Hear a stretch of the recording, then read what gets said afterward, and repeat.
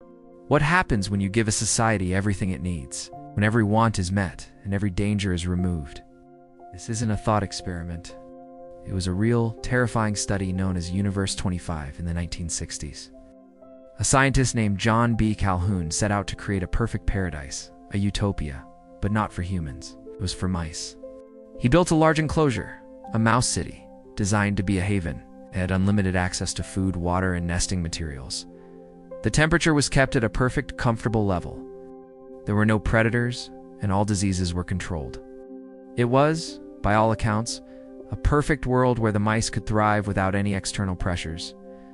Calhoun introduced 4 pairs of healthy mice into this paradise, 8 pioneers to start a new civilization. Initially, everything went exactly as planned. The mice were happy and healthy. They explored their new home, ate their fill, and began to reproduce. The population grew rapidly, just as you'd expect in an environment with no dangers and unlimited resources. This first phase was one of exponential growth. Population doubled roughly every 55 days. The mice formed social structures, established territories, and raised their young. It was a picture of a flourishing society. But then, things started to change. As the population swelled past 600, the paradise began to fracture. Even though there was enough physical space for thousands of mice, the social space became crowded. The mice couldn't find a quiet corner, a moment of peace. This constant, unavoidable social interaction started to create immense stress. Calhoun observed that the mice began to behave strangely. The established social roles started to break down. Males who were once dominant and defended their territories became stressed and aggressive. They would attack others without provocation, leading to a cycle of violence. Other males simply withdrew.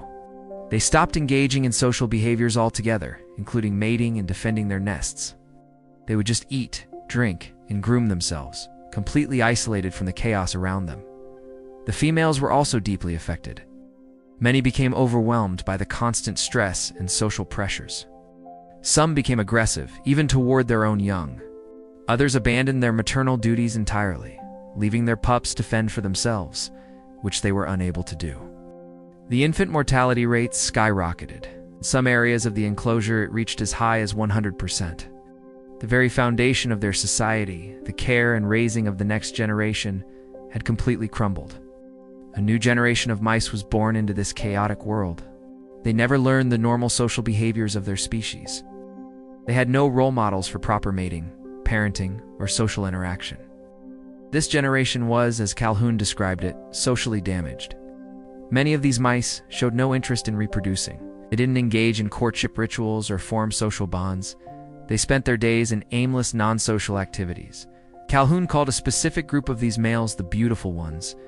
They never engaged in fighting, so their fur was perfect and unblemished.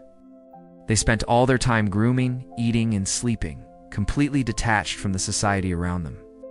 They were physically perfect specimens, but socially sterile, contributing nothing to the continuation of their species. The population peaked at 2,200 mice. Even with unlimited food, water, and space for more, the population growth completely stopped. Then, it began to decline. The birth rate fell to 0. The last surviving mice were no longer capable of reproducing. They were the generation of the beautiful ones and their withdrawn female counterparts. They had lost the social capacity to be mice. They would simply live out their lives in isolation, eating and sleeping, until the last one passed away. The utopia had become a tomb. Calhoun called this phenomenon the behavioral sink. It's a term he used to describe the collapse of behavior, the social decay that results from overcrowding, even when all physical needs are met. The experiment was a chilling success in demonstrating this terrifying outcome. He ran this experiment multiple times, and each time, the result was the same. A paradise that inevitably turned into a self-destructing dystopia. So what does a mouse city from the 1970s have to do with us? Does this study predict the inevitable collapse of human civilization? Many have drawn parallels between Universe 25 and modern human society. We live in increasingly crowded urban centers. While many of us have our basic needs met, we also face immense social pressures. Think about the feeling of being in a crowded city, the constant noise, the lack of personal space. Think about the rise of social isolation. even in a world that is more connected than ever through technology. People can feel lonely in a crowd. We see parallels in the breakdown of social norms and traditions. We see individuals who withdraw from society, disengaging from traditional roles and responsibilities. Calhoun himself believed his experiment was a stark warning for humanity. He argued that the human spirit, like that of the mice, needs more than just food and shelter. We need purpose. We need challenges. We need meaningful social roles and connections. When these things are absent, we too can fall into a behavioral sink.